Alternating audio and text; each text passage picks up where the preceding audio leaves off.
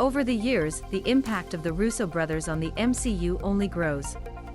The staging duo helped Marvel Studios to complete the Infinity Saga with Avengers, Infinity War and Avengers, Endgame, but the former wet their feet in the franchise with Captain America, the Winter Soldier and Captain America, Civil War.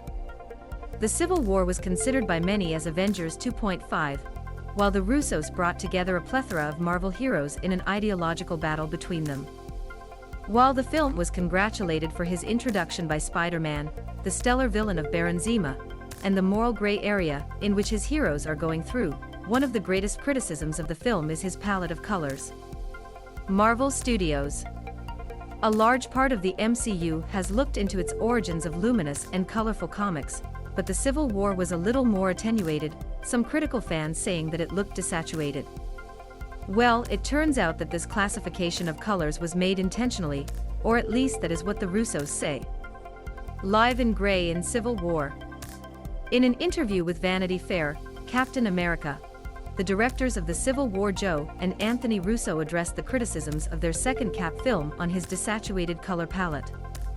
Joe revealed that all of this was intentional because they considered the Civil War as brutalist of yore, which means that he must be devoid of color. This meant that, like these characters slipped into this morally gray area, also the color of the film. This film is brutalist of tone. It is supposed to be devoid of color. The idea behind it was that all these characters slipped into this morally gray area. They did not understand their identity.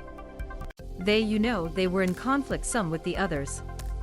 And so we wanted to use a place where, civilians would not flee while they were fighting. Marvel Studios.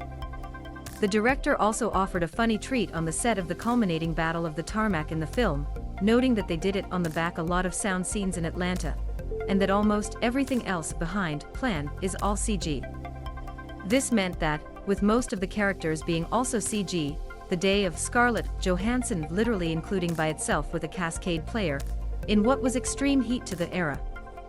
What is interesting is that we have shot this on the back a lot of sound scenes in Atlanta. And I remember that we took the temperature of the black top and it was 1